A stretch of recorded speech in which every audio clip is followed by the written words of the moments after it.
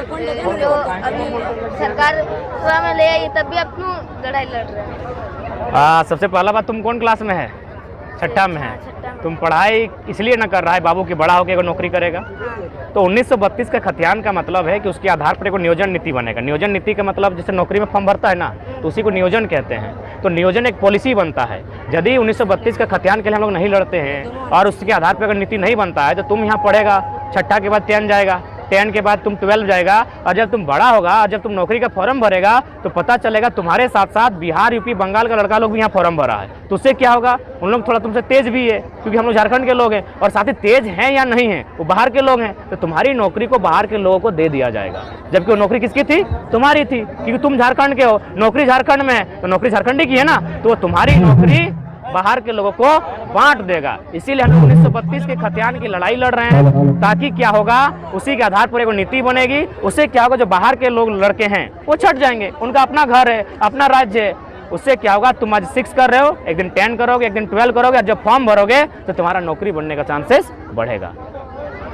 तथा करसवा गोलीकांड में जो शहीद स्थल था वहाँ पर जब आप गए तो उसका काफिला जो जनसेला वो काफ़ी ज़्यादा देखने को मिल रहा है। वहाँ पर सीएम भी जाते थे, लेकिन आप गए तो कुछ अलग ही अंदाज में लोगों का जो जनसेला है वो नजर आया था। देखिए, मुझे भी लगा, और पुलिस प्रशासन का भी कहना था कि मैंने उनके अभी तक के सर्विस के करियर में जब भी वह यहाँ ड्यूटी किए हैं सबसे ज़्यादा जनसैलाब था। तो इसका कारण यही था कि लोगों की भावनाएं हमारे साथ जुड़ी हैं, और ऊपर से वहाँ थोड़ा सा एक मैंने आपसी का मैसेज वायरल हुआ था कि कुछ धमकी भरा कि अगर हम लोग हथियार के साथ रहते हैं, अगर जन्म मातो आते हैं तो कुछ नुकसान हो सकता है। तो इसीलिए लोगों की भावनाएं और जुड़ी थी और काफ़ी संख्या में लोग पहुंचे थे, और निश्चय मुझे लगता है अब तक के इतिहास का सबसे रिकॉर्ड तोड़ जनसैलाब उस दिन था। तो हम लोग एक तरह से श्रद्धांजलि के लिए गए थे, और श्रद्धांजलि में कोई राजनीति नहीं होनी चाहिए, लेकिन पता नहीं लोग क्यों इस तरह मानसिकता रखे थे जो इस तरह का वार्निंग कर रहे थे। और निश्चय ही सरायकेला का जो गोलीकांड खरसवां का इतिहास है, उस दिन का कहीं ना कहीं आज़ाद भारत का जलियांवाला बाग देखने को मिला था। न जाने कितने लोगों की जाने गई थी, सरकारी आंकड़े स्पष्ट नहीं कर पा रहे, कोई 20,000, कोई 35,000, कोई 5,000 बता रहा है, लेकिन ग्रामीण को माने तो 20,000 तक के लोगों की जाने गई थी। तो कहीं ना कहीं उसका आधार यही था कि हमारी अलग पहचान है। आखिर वो तो उड़ीसा में जा सकते थे, लड़ाई और गोली क्यों खाना पड़ा? वे लोग उड़ीसा के साथ नहीं जाना चाहते थे। क्यों नहीं जाना चाहते ना? उड़ीसा की पहचान अलग है, हमारी इधर की पहचान अलग है। तो ये पहचान की लड़ाई सदियों से चल रही है झारखंड में। भाषा की लड़ाई, जल जमीन की, जंगल की लड़ाई जो आज हम लोग लड़ रहे हैं। उन्होंने गोली खाना स्वीकार किया, लेकिन उड़ीसा के साथ जाना स्वीकार नहीं किया।